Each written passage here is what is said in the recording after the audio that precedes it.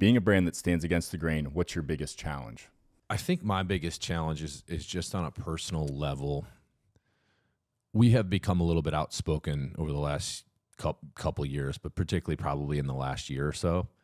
And I wrestle with on a personal level of how much of my own personal beliefs do I need to keep in check and separate from what we project through the brand? Because ultimately I have a responsibility to all of our employees. And I don't want to take advantage of having a platform through the brand just to project my own like personal values.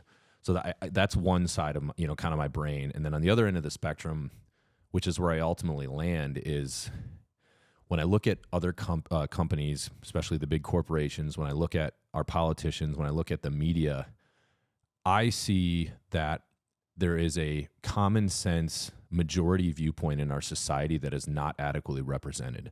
And it creates this false perception that the prevailing public opinion is just some far left extreme viewpoint that is going to become mainstream if we don't speak up against just some of the absolute fucking insanity that we're seeing right now.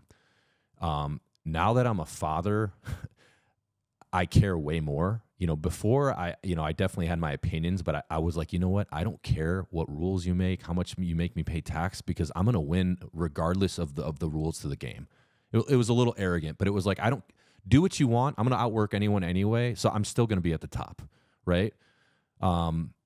So, I just wasn't as vocal, and I was a little bit more fearful in the early stages of the brand of like, we got to be careful what we say because we might get canceled. And it was in that whole cancel everyone. You misspeak once and like burn your place to the ground.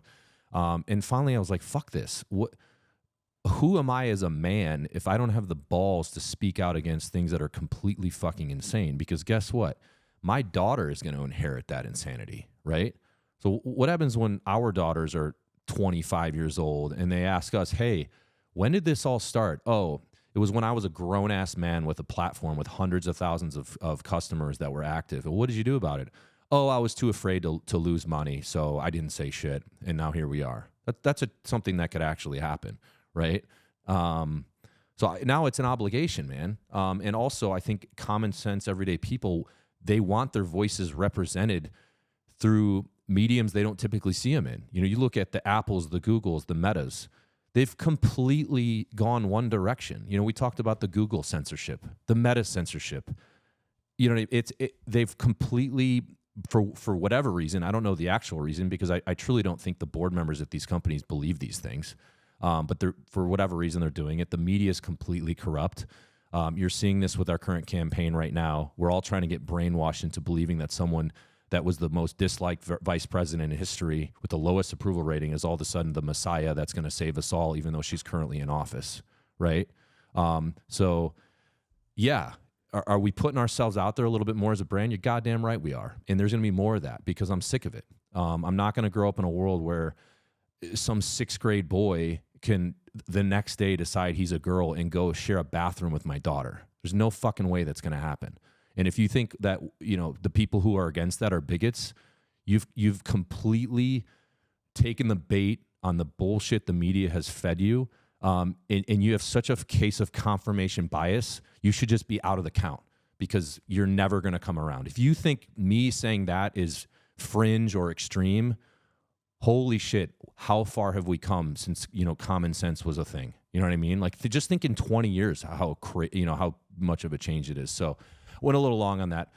What I'm getting at is, hey man, if there's 160 million people in this country that don't like the fact that we support veterans and first responders and the fact that we promote common sense values here and that there are no entitlements, there's no handouts, every person has a shot, but guess what? You got to get out there and work your fucking butt off, right? It's this, oh, poor me, I'm a victim. Everyone thinks they're a fucking victim right now. And it's like, what are you actually doing about it? What are you doing to improve your position to actually offer something of value as an employee, as a parent, as a civilian? What are you actually doing to offer something? And for a lot of these people, they're not doing anything to improve their position, yet they feel like they're entitled to something. And then there's one side that just encourages that because they want them to vote for them. And they become little victims that are dependent on mommy And then we see that every 4 years in an election, right? Where the rest of us, just kind of common sense people that just want the government to stay the hell out of our way, are like, is this really what we're becoming? You know what I mean? So we will be that cut against the grain. And a lot of people aren't going to like it, Tony. We know that. But at this point, we're okay with that. Because guess what? In a weird way, that's how we win. That's how we distinguish ourselves. Look at what Black Rifle Coffee did, man. That case study should be used. Every Harvard MBA smart guy should be getting that case study for 2 weeks at Harvard, right? That how did a dude who, like an active duty guy brewing coffee on a deployment in Afghanistan, build a $1 billion enterprise? Well, guess what? He was willing to speak to a giant group of people in our country that weren't getting represented in the coffee space, right? Starbucks, all these, they're great. It's great product. But the values that they were kind of, standing for didn't align with a lot of people. And there's nothing wrong with that. Like I in a way, they have a right to do that. So I appreciate the game. But Black Rifle Coffee represented or identified a lane that they could run in that was just, so I'm not trying to compare ourselves to them because they're definitely a few weight classes above us, but I think there are similar themes that we can extract from this. And that will be the reason we're going to become $1 billion company. I guarantee it. That's going to happen. No one is stopping us and no one can cancel us because there's enough common sense folks that say, fuck yeah.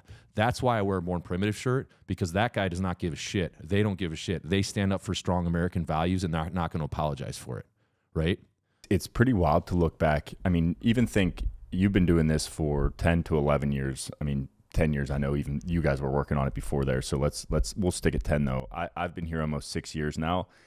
And to see the evolution of, we weren't controversial when I first came here. Now would I put us in some buckets of like being just the overtly controversial? No, but like starting it kind of when the defund the police and then into COVID, it is wild to see how something that it was in no way, it was actually, I would say, a value that was probably encouraged and kind of looked up to as far as like supporting those who serve, having kind of a patriotic edge, to all of a sudden that shifted so quickly. So it is even kind of bringing it back to the question of like, what was the biggest challenge? It was like, it's not as if you founded this brand to be controversial. I would say you will always cut against the grain, both individually and then as a brand.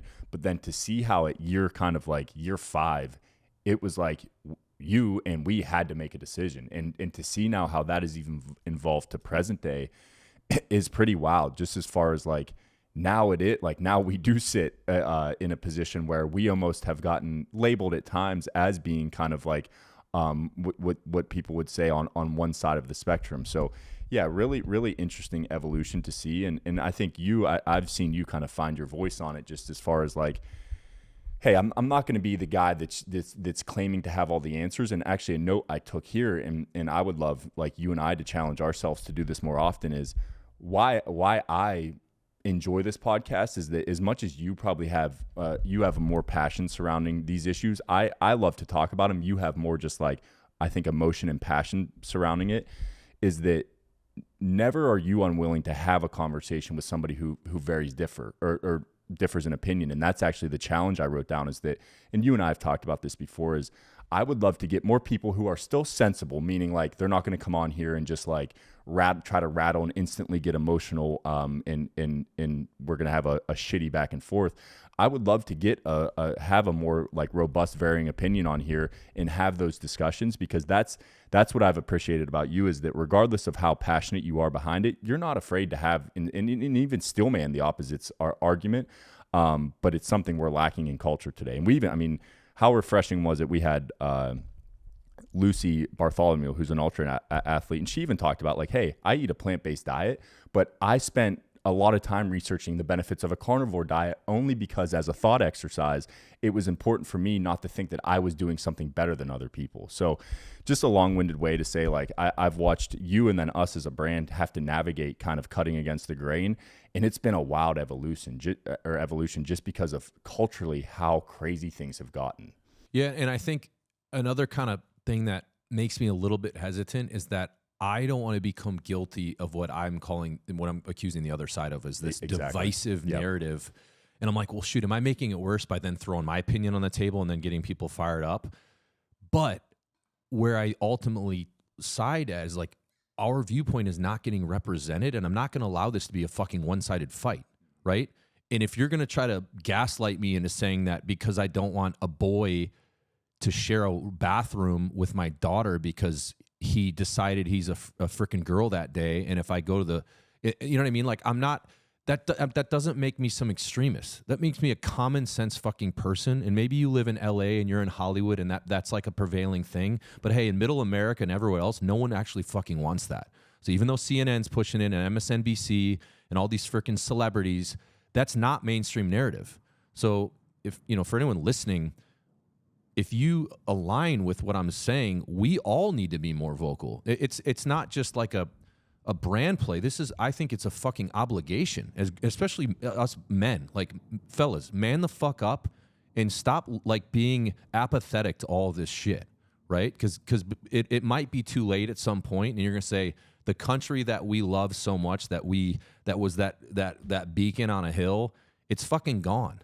And we could put our tinfoil hats on. I genuinely don't think the people that are pushing this at the top actually believe it. They're doing it, and to me, it's all about follow the money, Tony. We talk about big pharma. We talk about the industrial military complex and all these things that there's all these inexplicable things that continue to happen. And you're like, these people that are doing this are actually really smart people, and they're accomplished.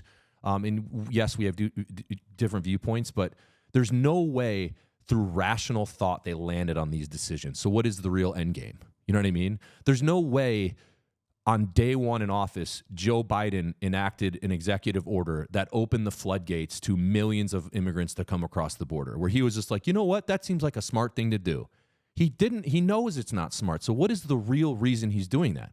Well, all of a sudden we're now being told that voter IDs to vote are racist. So do you see where we're going with this? Now there's going to be 15 million people in the country, 95% of which are going to vote Democrat because they're going to get all the free shit.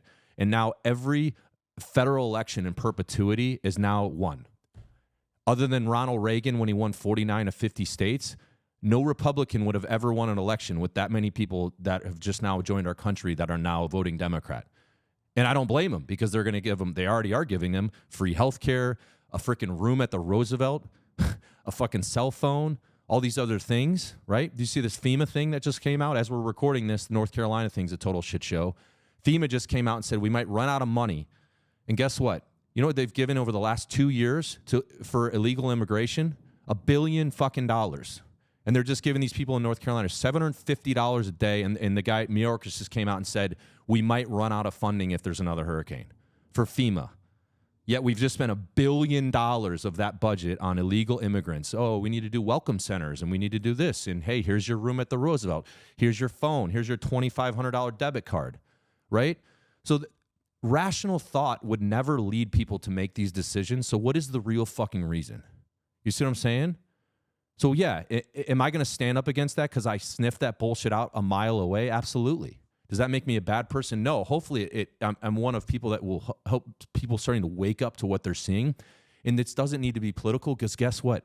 Republicans and Democrats, we're all getting fucking played by the people at the top, right?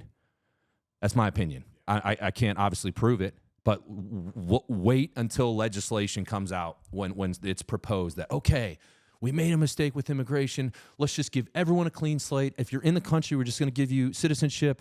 And then, all right, cool, let's build the wall. It's like, okay, well, every election in perpetuity is now changed forever because exactly what you did over a 3.5, 4 year period. On purpose, so deliberate. And now they're gaslighting us and saying, oh, it is an issue. Build a wall. You know what I mean? Oh, 34 days before the election, you're telling us that now? And you did your first visit down there for a photo op, right? So, yeah, do I get fired up because I care about our country, and I'm not just going to sit on my hands and let these freaking beta males push us around? It's not going to fucking happen. Yeah, well, I'm gonna cool you off after that one. Yeah. 'cause Hey, I when you drop that. I know, yeah. I know, and I yeah. could keep it going. Yeah. But I'm gonna That's shift probably us. a good thing. We'll be back on some topics that I think will get the fieriness back out. But I'm gonna throw you in the cold plunge right now. Well, the problem is too, I just worked out. I always work out right before these episodes, so I'm still running on the pre-workout. But hey, that's me, man. That's unfiltered. There are no mysteries where I roll with this stuff, man.